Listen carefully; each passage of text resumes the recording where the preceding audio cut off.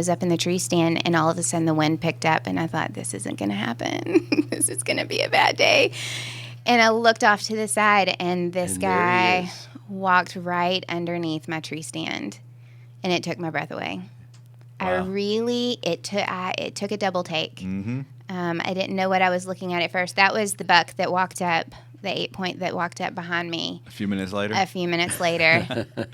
I knew. So it was a good day. It was a good day. Tennessee WildCast is live on the air with the latest on hunting, fishing, boating, and all things outdoors. Make welcome your host, drummer and outdoor expert novice, Jason Harmon. All right. Hello, everybody, and welcome to this edition of Tennessee WildCast. Hey, we're excited about today's show. It's going to be a great one, and we're talking about women in the outdoors.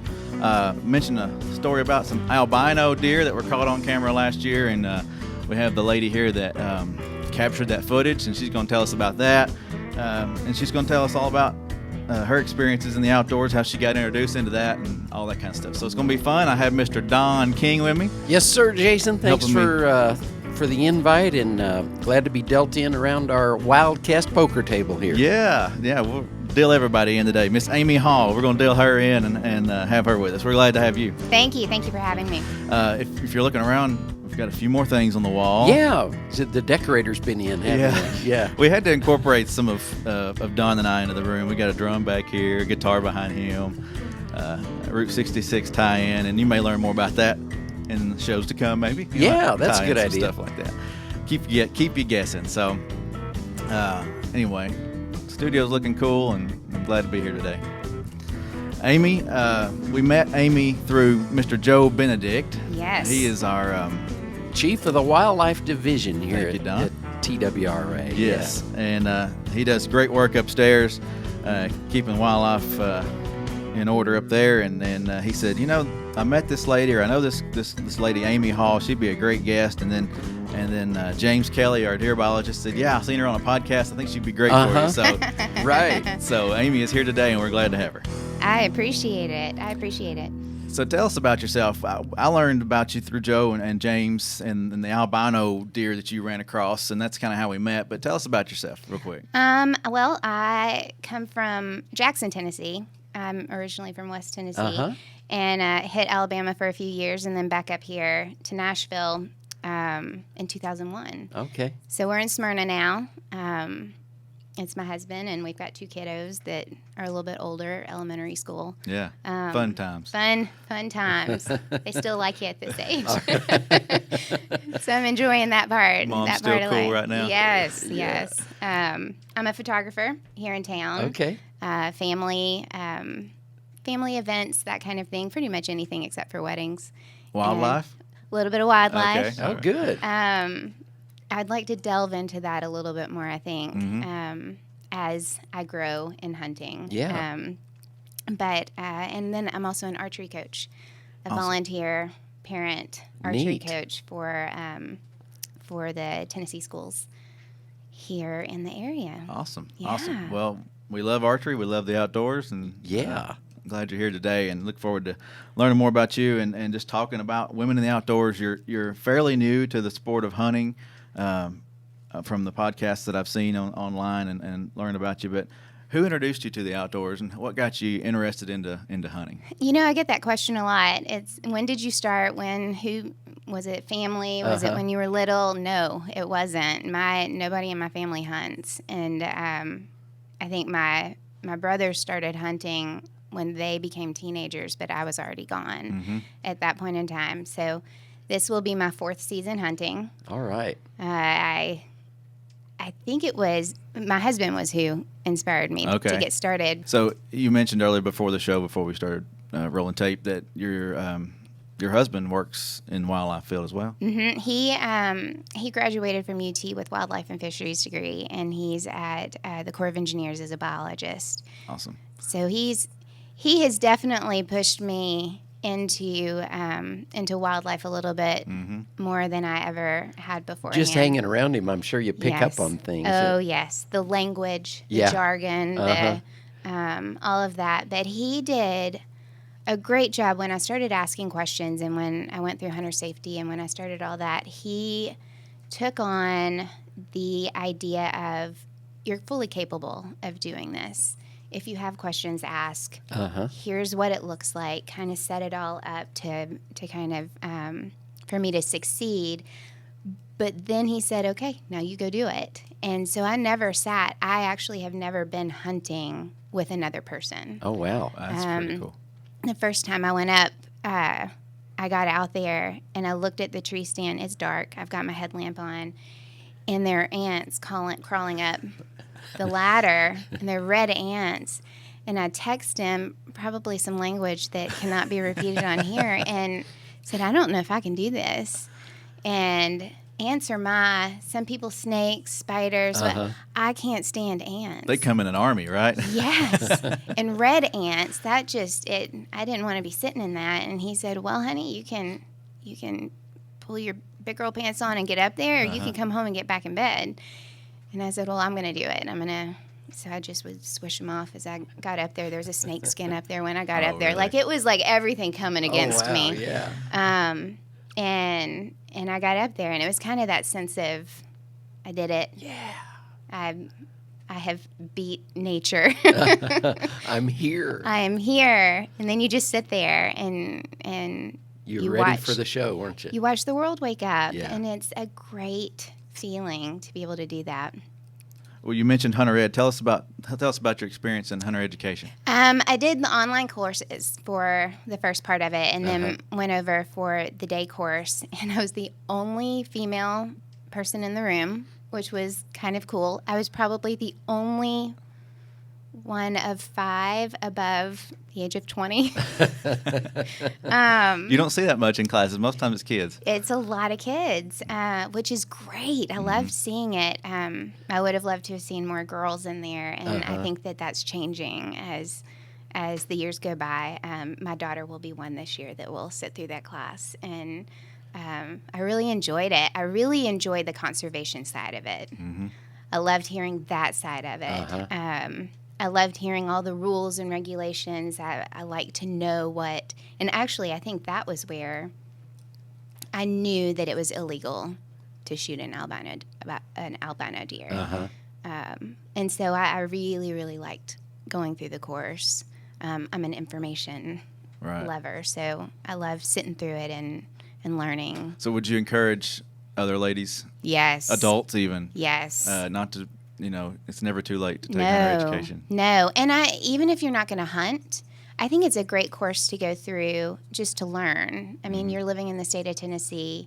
If you're living in the country, if you're living kind of in the outskirts, it's a great course to learn, especially about conservation and about what the hunting community does for our wildlife here. You're right. It really is a lot of great background information. And, you did the online course, and there's a couple of ways to do it, for those that might be interested in this. You did the online course. You pretty much do that at home, prepare, and then you go in for the field day, Yes. right? And Yeah. that's where you met up with all the other folks, and then they kind of road test you, Yes. to make sure that you've got the information and that kind of thing. And the other way to go about it is the traditional course, which usually meets 3 or 4, sometimes 5 times during the course of a week, and that's more, show up every day for the class. Yeah. And some people, and I think maybe that's why it weighted a little bit more toward guys, because sometimes the boys might, I don't know, they've got football practice or little league baseball or whatever's going on, and it seems like maybe there are a few more females in the traditional classes. But anyway, I'm glad to hear you say that about hunter ed, because I'm a believer in it too. My daughter took it, and she's 30 years old now. She's never hunted, but she loved going to the class and learning about what the conservation ethic is in Tennessee and what our agency does. It's a good info, a way to get the information about that. I agree. I think I don't know if my daughter will ever pull a trigger or let go of a bowstring. I don't know. We put up a double stand this year. She wants to go. I don't know if she'll ever get to that point. She might. Mm-hmm. She has a tender heart, so we'll see. Yeah. But just to get her out there to experience it. Get her out there, and I want her to know the rules. Sure. And I want her to know what. And we've talked conservation in our family for years and years, but for her to hear it from somebody else and for her to kind of get an idea of the community around her. Mm-hmm. She's 11. It's a good. Oh yeah. It's a good time. Yeah, she's at a good age to pull the trigger if she wants to. Yeah. Yes. You yes. start them out too young. Sometimes you can scare them off. But yeah. But that's great. Yep. That's great. And you mentioned the knowledge that comes out of those classes. I wanted to say, our volunteers, we have a lot of volunteers that teach classes. Our officers teach classes. Mm-hmm. And it's amazing the information that they've gained over the years, and they can feed into the folks there. Yeah. So. Oh, yeah. Yep.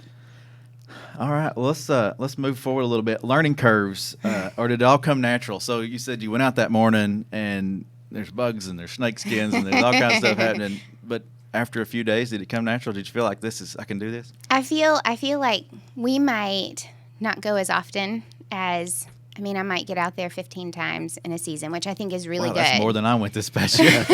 It's really good. But I feel like every fall, it's almost like a reintroduction to it. Mm-hmm. It's kind of like Christmas Eve.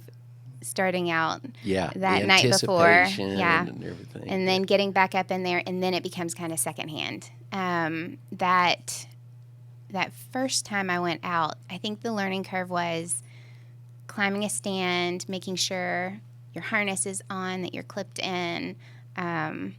It really is this high. Yeah. 20 feet is a lot. Uh-huh. 15, whatever it may be. Trying to figure out, where are they coming from? Which direction are they coming from? Uh-huh. Am I high enough? Am I covered enough? When the sun comes up, am I in the sun? Am I, like, what are all of our, what are the things that I start noticing? Uh-huh. What wakes up first, the birds or the squirrels? Yeah. Is that a squirrel or is it a deer? Right. Yeah, they'll drive you crazy. They will. They really will. So I think that the learning curve was more just the little idiosyncrasies of it. But I felt well prepared going into it. It just kind of was it was nice to sit. That's good. I've got a question. Mm-hmm. Okay, you have two little ones. Mm-hmm. Obviously, you can't both just vacate the house, pre-dawn and just go out and go your own way. Yeah. So what do you guys do? Shifts? I'm That- taking this Saturday morning, you take the next? That is it's like a drawing straws. Who gets to go? Flip the coin, right? It is. And my husband, we've talked about that, and he said, I never thought of having to fight for getting to go. As soon as it gets too cold, though, he's out. It's all you. So I do more hunting December through January, in that last little bit when it gets too cold. Okay. But you need two ladder stands, two double stands. So one can take one kill, one take the other. There you go. We put up a double this year and a single, so we can actually figure some things out. But yeah, we need two doubles in there. Yeah. So challenges, and you've mentioned a few maybe, and rewards, and is it relaxing? Just all that. And the challenge is, I am not a very tall person. I'm not a very, I feel like I'm strong, but the challenges have been field dressing. Mm-hmm. I used to work in surgery. I was a scrub nurse for cardiac surgery at Children's, right as the new Children's Hospital opened at Vanderbilt. And so field dressing isn't that big of a deal to me, but it's the strength required. Mm-hmm. I got one of the jet sleds, which really helps me get a deer out. Mm-hmm. Made a huge difference this year. I can actually go by myself and not have to worry about, can I get this deer out? I can actually get it out, get it up on the back of my car, and have no worries about it. So I feel like the challenges a couple of years ago have kind of changed as I've evolved and learned. Mm-hmm. Some shortcuts in learning how to work to my strengths and weaknesses. Mm-hmm. Yeah. Your husband is supportive. Yes. But What do your lady friends say? What do your girlfriends say? It's always whenever somebody says you hunt. Yeah. Thought you were a soccer mom or like it's not Well, the first. I'm that too. I drive a truck now, not a minivan, right? I don't drive a truck, but I don't drive a minivan. Okay. But I think it's kind of a shock. All of my girlfriends that know are very supportive and excited for me and for our family. And I don't know, it's who you surround yourself with. Mm-hmm. I don't think the only negative I've gotten have been comments from radios or podcasts or like anything like that. But you're going to find that anywhere. Get that. Yeah. Sure. I've noticed that in listening to an earlier one that you guys really don't have to shop for meat anymore at the supermarket, right? Or very rarely. Very rarely. I mean, we still get chicken or turkey, things like that, because I went pretty zero for turkey this year. Me too. It was my first time turkey hunting and got nothing, and that's okay. Yeah. It's perfectly fine. But yeah, we don't really buy beef anymore. It really helped out this fall. I know that we had the big beef scare with bacteria coming through, and it was kind of nice to have that. We don't have to worry about that. got a freezer full, right? We have here. a freezer full. If you want tacos, we've got meat. I don't have to go to the store. We'll just thaw something. We use a processor out of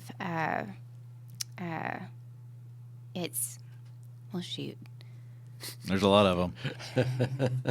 It's out east. Yeah. Flowers. Okay, yeah. Oh, yeah. I've heard of that one. Flowers, and they are amazing. We don't have a facility right now. I could hit Joe up maybe. Mm-hmm.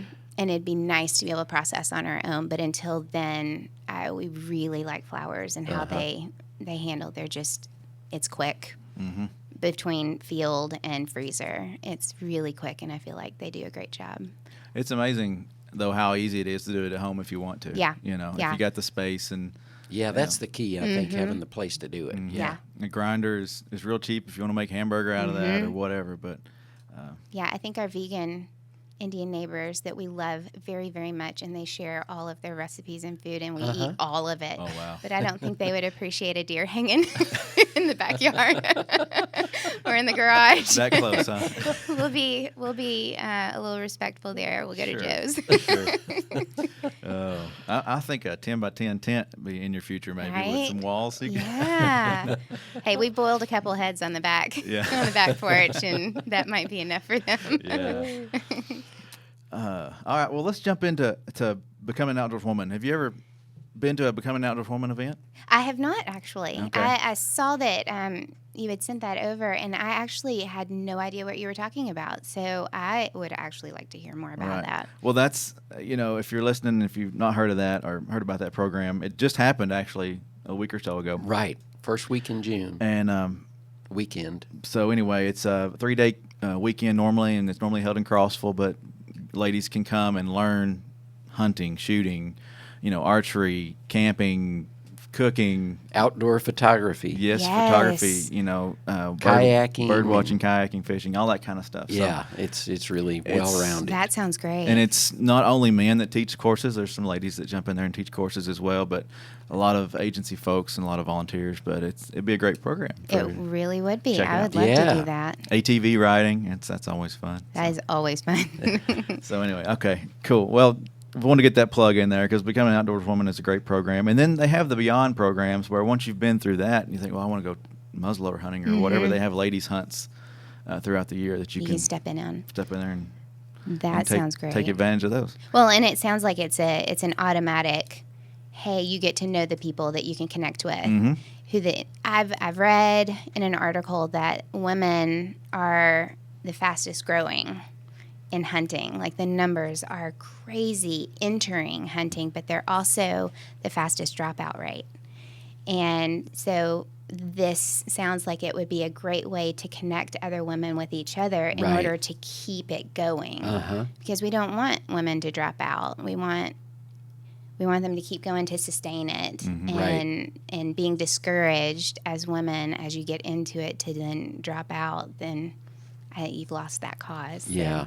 I think some some clubs have formed or groups have formed with those classes, and you see them. They come to the hunts and stuff, and they continue to press on. So that's awesome. Yeah, you see those friendships develop, like you've developed with Joe. You know, and a lot of the instructors keep in touch with the folks that have attended these events, and if they've got a question, they shoot them an email, and no problem. Glad to help out. I think that another positive thing is social media. I think before social media really took off, if a woman liked hunting, it would be really hard to reach across and touch another woman that was hunting. And so social media kind of closes that in. We talk about how negative it can be sometimes, but really it can be positive in connecting women and supporting each other. Right. I don't know. I've been pretty supported by some of the men, especially in the state of Tennessee, that if I've got a question, I usually, within a couple clicks, have an answer, whether it's finding it or asking the question. I'm sure there's some women's groups out there on Facebook and stuff that you could join. I haven't researched any, but I'm sure there's a lot of places. Hey, let's jump back just a second to the NASP program, National Archery in the Schools program. Yes. How'd you get involved in that? My daughter. Okay. I did not actually, because we lived in Davidson County for so long, I did not know about the NASP program, and I think it's definitely grown in the past 5 years. It has. Crazy amounts. But when we moved into Rutherford County, they had archery starting in 4th grade. And since we bow hunt, it was kind of a natural thing for her to say, hey, I'd like to join this club at school. And I thought, oh, it's really sweet. You want to learn how to shoot a bow and arrow. I did not know at the time how involved it was and how great the program is at getting kids' hands on bows. And what it can do for students that might not necessarily be the most athletic kids in the school. You automatically think football, basketball, baseball, soccer, like those kind of things. But there's some kids that might not have that natural ability.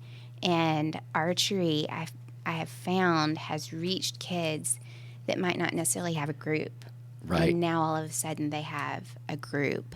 And so she did that for the first year, and I kind of helped as the mom helper.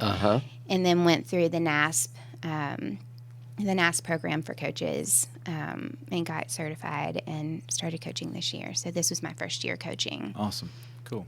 Good for you. Yeah. And that what you just mentioned about the kid that doesn't maybe quite fit in with some of the other groups within school, that I hear that story over and over and over again, where the kids find something that they can embrace. And, I agree. And I've heard time after time that it does increase school attendance. That kids are more enthusiastic about coming to school because they get to shoot that day. It increases focus. It increases drive. It increases behavior. You've got to have grades, behavior, focus, like all of that in order to shoot, to be a part of the team. And, of course, I'm on the elementary level, so I've got these little 4th graders coming in who are looking all different directions. And by the end of the year, it is straight on focus. The safety of it, the drilling of the safety aspects of it, which we can admit 4th and 5th graders, that's what we're doing. We're focusing on that. So as they get into middle school, they already have that foundation. And so it has been a great thing to be able to volunteer and help with that. It's amazing at the state shoot to stand up there in Rutherford County at Miller Coliseum, excuse me, and see the whistle commands cause a whole line of students step up to the line. They know what the whistle commands are, and as they hear those, they adhere to them. They shoot. They go check their scores, and I mean, it is so neat. From all schools around, right? They know exactly what to do because they've been taught. What did I hear? They said that archery is the safest sport in schools right now, other than tennis, table tennis. Yeah. Wow. And you've got a bow and arrow, and you're putting kids just inches away from each other. It amazes me that NASP has been able to create a sport that's safe and And I love all the sponsors for NASP and the hunting community, from Hoyt to Matthews to I think Academy Sports, like all of these hunting people, from retailers to conservation. Sure. TWRA. It's just been a great way for kids not only to get their hands on bows, but to also get introduced to maybe hunting through 3D archery. Sure. Yeah. So it's been a really good experience. That's awesome. Mm-hmm. Well, we're going to run out of time, so we better jump into the Oh, yeah, the reason story. we got The reason. introduced. So the albino deer. Tell us the story, and we're going to show a video, pictures on the screen that people can watch if they're. Well, actually, we had just come from a NASP tournament, and I thought it's a beautiful day. It's November, right before Thanksgiving, and I was up in the tree stand, and all of a sudden the wind picked up, and I thought, this isn't going to happen. This is going to be a bad day. And I looked off to the side, and this guy walked right underneath my tree stand, and it took my breath away. Wow. It took a double take. Mm-hmm. I didn't know what I was looking at first. That was the buck that walked up, the 8-point that walked up behind me. A few minutes later. So I knew. So it was a good day. It was a good day. I knew that I couldn't shoot him. Mm-hmm. So I pulled my camera out. I pulled my phone out, and I thought, nobody's going to believe me. You see him from the road. I've never seen a buck from the road. I've seen a doe out near Nolensville, and there are piebalds everywhere over there. So I knew that we had a community of them. I didn't know that there had been a buck in the neighborhood. So this was it was amazing. Pleasant surprise. Yeah. So you can't shoot an albino in Can't Tennessee. shoot an albino. A piebald you can. Mm-hmm. Yeah. And if it has pink eyes, that's a true albino. Right? Yeah. So. I don't know. I wasn't close enough to see pink eyes or not, but I mean, he was completely white. Even his hoofs had some pinkish color on them, and so I knew not to shoot him. I got a lot of comments.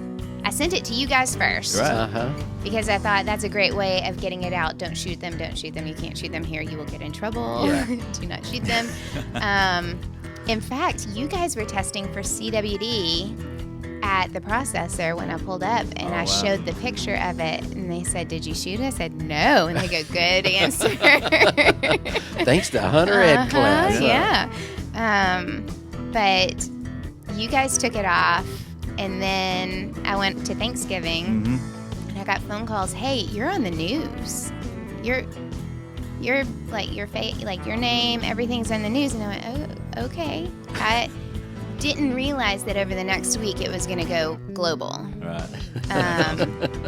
It kind of took off. Yeah. And then Fox News, U.S. Fox News, Picked took it it, and that's when comments started coming in, good and bad. Yeah. Good and bad. Well, we thank you for being with us today and helping us out with this show. And Yeah. we'll have you back sometime. Yeah, Should that'd be fun. fun. Thanks, Yes. Amy. Thank you. Appreciate it. Oh, you're welcome. Well, thank you all for watching this edition of Tennessee WildCast. We'll see you next time. Thanks for tuning in. Stay connected with TWRA by visiting our website at tnwildlife.org and follow us on Facebook, Twitter, and Instagram. Hey, it's all about Tennessee wildlife. It's what we do. Tennessee WildCast will be on the air again next week. We'll see you then.